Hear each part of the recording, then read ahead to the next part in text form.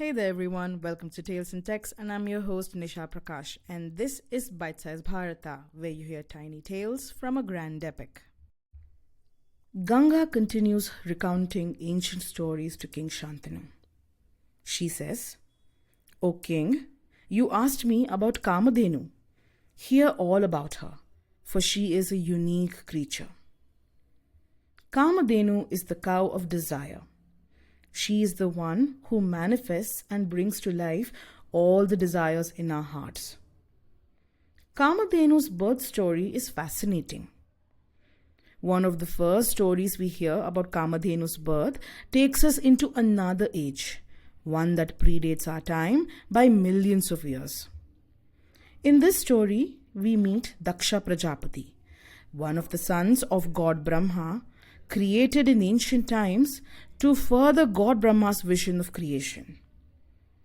Daksha had two wives, Prasuti and Asikini.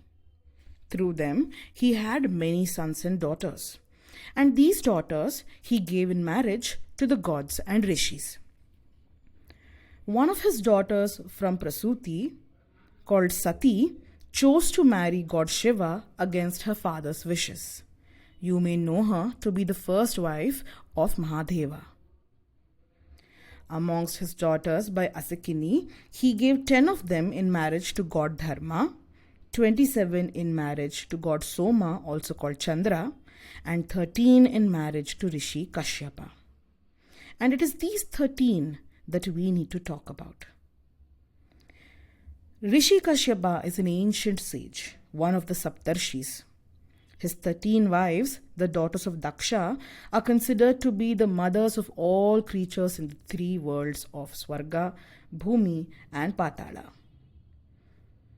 Through Daksha's daughter Aditi, he had the Adityas, also worshipped today as the Devas.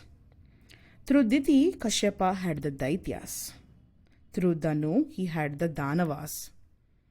Through Arishta, Kashyapa had the Gandharvas, the celestial singers from heaven.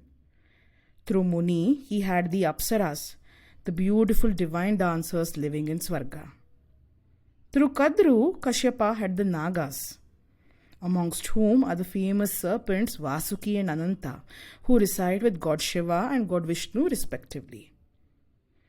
Through Vinata, he gave birth to Aruna, the god of dawn and Surya's charioteer, and also Garuda, God Vishnu's Vimana. Through Krodhavasha, Kashyapa had the Asuras. Through Surasa, he had the Sarpas, who are another category of divine serpents. Through Khasa, Kashyapa had the Yakshas and the Rakshasas. Through Tamara, Kashyapa had 6 daughters who each became the mothers of different lineages of creatures, which includes owls, eagles, vultures, crows, waterfowls, horses, camels, and donkeys. Through Ila, he had trees, plants, shrubs, and bushes as children. And finally, through his wife Surabhi, Rishi Kashyapa had the cows and the buffaloes.